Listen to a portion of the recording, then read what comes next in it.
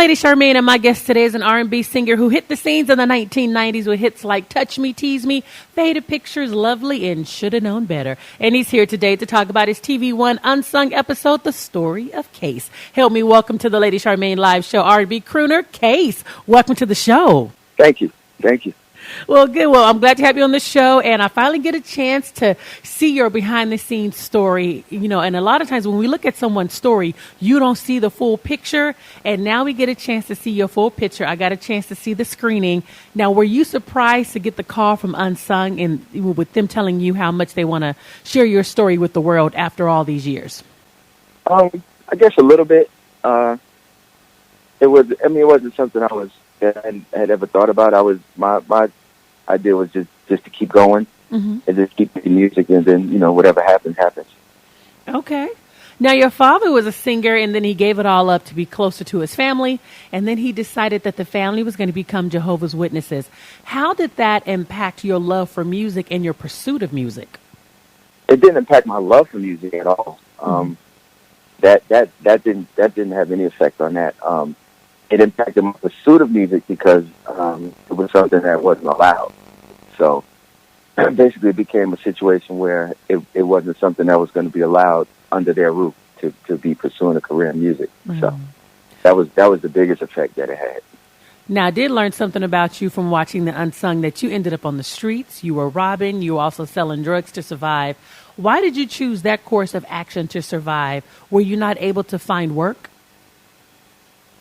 Well, no, I had left high school, and I guess at that age it was just kind of the fastest way, And then I had my son. My son was on the way, and it was just the fastest way. And I had a job for a while, but that too was getting in the way of me trying to pursue music. So I left the job because there were times that I wanted to go to the studio and work on my demo, and there was certain events I needed to go to network, and I couldn't get off of work, so that was in the way. And then I just ended up just being out there, Now, at that time, did you still think that you would be able to make it in the music industry, doing the actions that you were doing out there on the streets? Yeah, I never thought that I wouldn't make it. I never got too far involved in it. It was strictly a means of survival. Even though I knew that I was, taking a chance and risking everything, it never occurred to me that it was something that wouldn't happen though. Okay. So what was your big break? I guess the biggest break was when my manager at the time, I had a demo. I was working on my demo, so I had maybe 3-4 songs that I had written. And she was good friends with Faith Evans, and she got Faith to write a song on my demo called Don't Be Afraid. And Russell Simmons heard the song, and he loved it. So okay, that would definitely be the thing I would point to, and that's how I got signed to Def Jam, and everything just went from there. Now, you signed with Spoil Ride Entertainment, and you ended up making your first single with Foxy Brown and Mary J. Blige called Touch Me, Tease Me for the Nutty Professor soundtrack. Were you intimidated to be working with such big-name artists on basically day one? No, not at all. Well, Foxy wasn't big yet. Foxy was new too. She had I think only thing she had was the Who Shot Your remix. So she was still new. She was like the hottest, new rapper that was out. And Mary, I wasn't intimidated because I guess we had like a similar story. We had a lot in common, and we clicked right away. We was really cool. So the intimidation factor never really came in. Okay. Now, I definitely learned from watching your Unsung that you were involved in a true hip-hop love triangle before the reality show Love and Hip Hop, you, Mary J. Blige, and KC. Yeah, and you opened up about it, and you wasn't ashamed to open up about it. Why did you decide to open up about it on the show, even though Wendy Williams outed y'all several years ago? I mean, it was something that people knew about. So, I mean, it wasn't anything. There was no way to really avoid it. And, I mean, I didn't know. It was so many years ago. Okay. Yeah, at the time, it was everywhere. So, I mean, it wasn't like a big secret.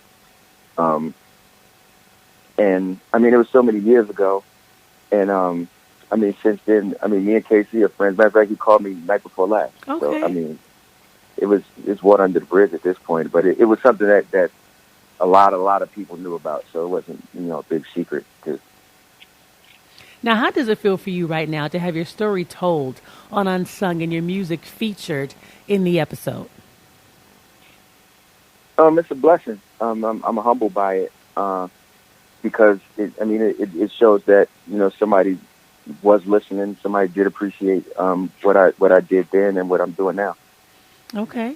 If you're just tuning in, we are talking to R&B artist Case. We're talking about his TV One Unsung episode, the story of Case. Now, Case, at one point you lost your love for music and you even left the music business. What brought you to that point? It was just, in a nutshell, it was the politics and the business of the music business took away me actually loving the music, which is why I got into it in the first place. A lot of times, the different situations you have to deal with. When you get into the music business, you get into it because you love music, you want to make music, and it's fun to you. It's what you love to do. But it's more business than it is music, and a lot of times it can steal your joy. Just situations that you go through, things that you never. Cause you're not planning for that stuff when you decide that you want to make music. You just want to make music. You love music, and this is what you do. Okay. And I had just gotten to a point where just the politics and the business side of it was just so much that I didn't want to deal with it anymore. It made me not even want to be bothered anymore with it. Now, Uncle Charlie Wilson played a big part in your return to music. What did he do or say that inspired you to come back? Well, he had called me one day and we were just talking, and he was asking me this was around the time that we had done 2 songs together, so. He was asking me what I was working on, whatever. I told him I wasn't doing nothing. I didn't feel like doing anything. And I would just tell him how I was feeling, that I kind of was not feeling doing music. I didn't feel inspired. I didn't want to do it anymore. I didn't want to be involved with the nonsense that goes on with the business. And he just told me, he was like, don't let them steal your joy. Mm-hmm. He was like, this is what you do. He's like, you're a songwriter. Make sure you write a song every day, even if it's bad. Just write a song. Make sure that you're always working on your craft and singing and stuff like that. And I took heed to that advice. Now, outside of Uncle Charlie, who are some of your musical influences? Because you definitely hear Stevie Wonder in my jam with Ja Rule living it up. Who else did you admire in this music business?